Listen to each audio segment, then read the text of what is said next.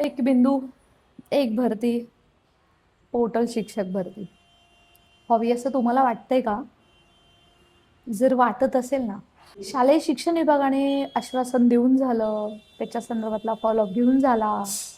आम्हालाही आश्वासन मिळालेलं आहे, एक बिंदू एक भरती होईल. परंतु या संदर्भातलं जेव्हा आपण MSCच्या ज्या ओक मॅडम आहेत त्यांची भेट घेतली, त्यांनी जी उत्तरं दिली आहेत त्याच्यानंतर मनामध्ये शंका निर्माण झालेली आहे की खरंच पॉसिबल आहे एक बिंदू एक भरती होणं. तुम्हाला काय वाटतं? कमेंटमध्ये लिहायला सुरुवात करा. मित्रांनो, मी ॲडव्होकेट प्राध्यापक बालुशा म्हणे शिक्षकांच्या हक्कासाठी, सन्मानासाठी, शिक्षकाच्या भाकरीसाठी, नोकरीसाठी लढते आहे.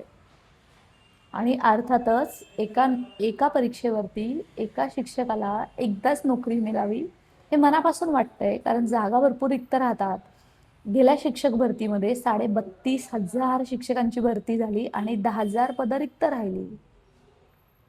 मग जर असंच होत राहिलं, मग संस्था बोंबाबोंब मारतात आणि सांगतात की आम्हाला पोर्टल भरती नको, कारण तिथून शिक्षक शाळेवरती रुजू होत नाहीत. आणि म्हणूनच विधानसभेमध्ये सुद्धा तुम्ही अधिवेशन जे झालेलं आहे नागपूरचं, त्याच्यामध्ये सुद्धा तुम्ही याच्या संदर्भातली चर्चा पाहिलीच असेल.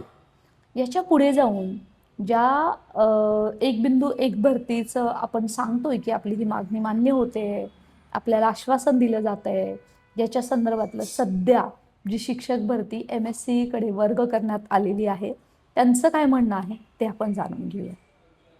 ऑथेंटिक माहितीसाठी स्टे कनेक्टेड आणि हो, आपलं व्हॉट्सअप टेलिग्राम जॉईन करा, जेणेकरून तुम्हाला शिक्षक भरती संदर्भातल्या शिक्षकांच्या संदर्भातल्या महत्त्वाच्या अपडेट्स मिळत राहतील.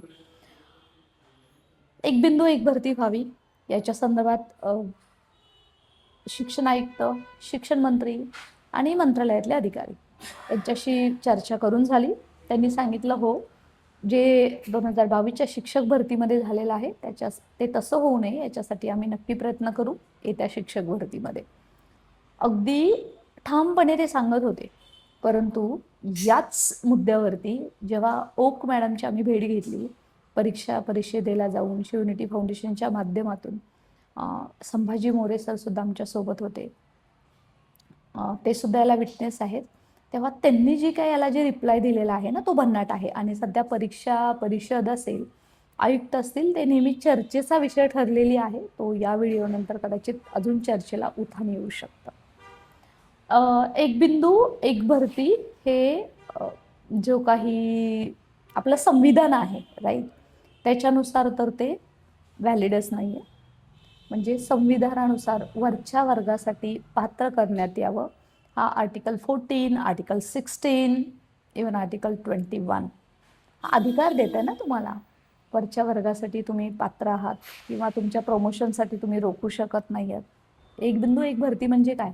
एखादा शिक्षक जेव्हा पहिली ते 5 साठी पात्र असतो, तो शिक्षक 6 ते 8 साठी सुद्धा असू शकतो, 9 ते 10 साठी सुद्धा असू शकतो. आणि त्याचं PG होऊन त्याचं BEd जर झालं असेल तर तो 9 ते 12 साठी सुद्धा पात्र होऊ शकतो. आणि येस, त्याचं MEd झालं असेल तर तो अध्यापक विद्यालयासाठी सुद्धा पात्र होऊ शकतो. सध्या डिग्र्यावर डिग्र्या शिक्षकांनी घेऊन ठेवलेल्या आहेत, परंतु नोकरीचा पत्ता नसताना मात्र ही जी पात्रता आहे ती या परीक्षेतून ठरणार आहे. आणि सध्या तुमच्या सर्वांच्या माहितीसाठी, तुम्ही जर सेल्फ सर्टिफाय जर फॉर्म केला असेल ना, तर व्हिडिओ पॉज करून तुमचा एकदा फॉर्म बघा. त्याच्यावरती काय लिहिलं एकदा पाहाच. त्याच्यावरती लिहिलं आहे की शिक्षक भरती टप्पा 1, आणि जो दुसरा टप्पा आहे ना तो अजून येणं बाकी आहे.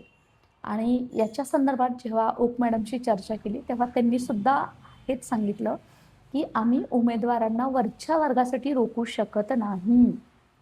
म्हणजे एक बिंदू एक भरती हे इम्पॉसिबल आहे, नेक्स्ट टू इम्पॉसिबल.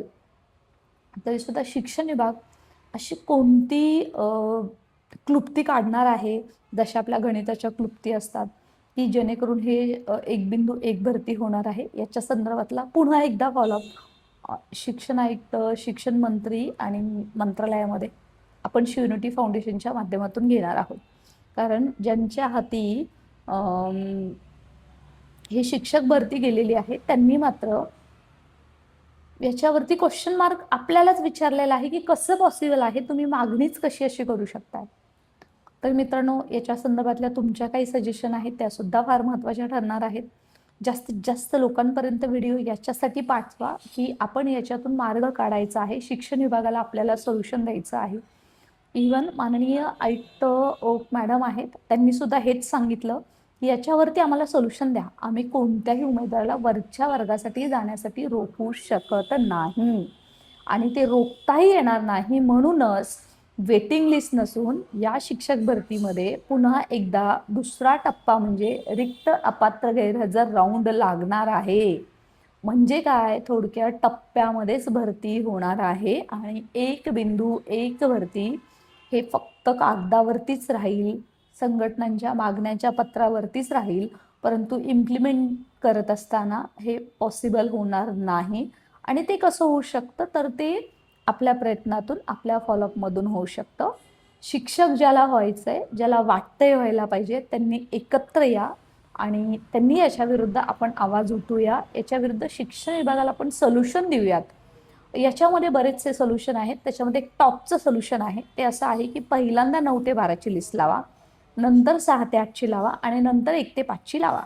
मित्रमैत्रिणींनो, मला सांगा, एकाच जेव्हा आस्थापना असते तेव्हा 1 ते 12च्या एकत्र त्यांच्याकडे विद्यार्थी संख्या असते आणि मग ते त्या अशा पद्धतीने कसे काय लावतील किंवा ते कसं पॉसिबल होईल, हे एक सोल्युशन तुम्हाला फक्त मी सांगितलं. पण ते होऊ सुद्धा शकतं. जर इच्छा असेल तर अर्थातच मार्ग तर दिसेलच.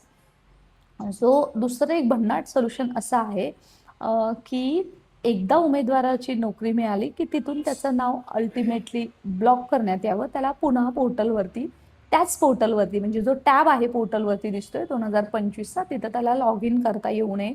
जसं TET फ्रॉड जे 18-19चे आहे त्यांच्या संदर्भात होतं, तिथं दिसतं रेड एररने, राईट? तसं होऊ नये. त्याच्या संदर्भातलं काही करता येईल का, किंवा आधार नंबरनुसार त्यांना ब्लॉक करता येईल का, ते एक महत्त्वाचं सोल्युशन आपण शिक्षण विभागाला देत असलो तरी सुद्धा मित्रांनो, मी स्वतः ॲडव्होकेट सुद्धा आहे. जो मॅडमनी सांगितलेला कन्सर्न आहे तो पटण्याचं कारण असं की सध्या मात्र त्या जे बोलतात ना, त्याच्यापेक्षा जे वास्तव आहे ना ते खरं आहे की वरच्या यामुळे कोर्ट केसेस, लिटिगेशन मॅटर वाढतील. ज्याला वरच्या वर्गासाठी संधी दिली नाही ना, तर तो त्या कोर्टात सुद्धा जाईल, हे लक्षात घ्या. त्यामुळे कुठंतरी हे वास्तव वाटायला लागलंय आणि जे स्वप्न होतं, जी मागणी होती, जी पूर्ण केल्यात जमा होती, ती आता स्वप्नवत ठरायला लागली की कोर्टाच्या पायऱ्या शोधायला लागली, असं दिसायला लागलंय मित्रांनो.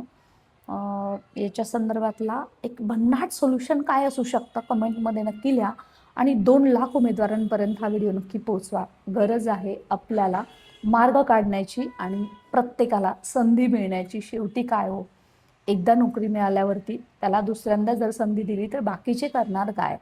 परंतु ज्याला संधीचा अधिकार संविधानानं दिलेला आहे तो आपणही असा नाही राहून घेऊ शकत. या पेच प्रसंगातून आपल्याला मार्ग काढायचा आहे आणि 100% जर तुम्ही साथ दिली शिवयुनिटी फाउंडेशनला तर आपण नक्कीच काढू शकतो.